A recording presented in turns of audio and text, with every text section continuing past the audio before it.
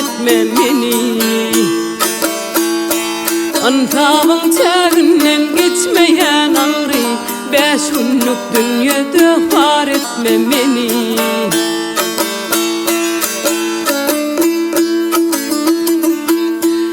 Ömürlük yollaşım seyenim olsun, namuslu başını koyanım olsun.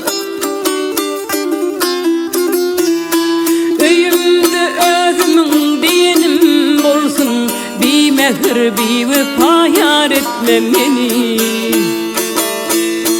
Öyümde özümün diyenim olsun, bir mehir bir vefa yar etme beni.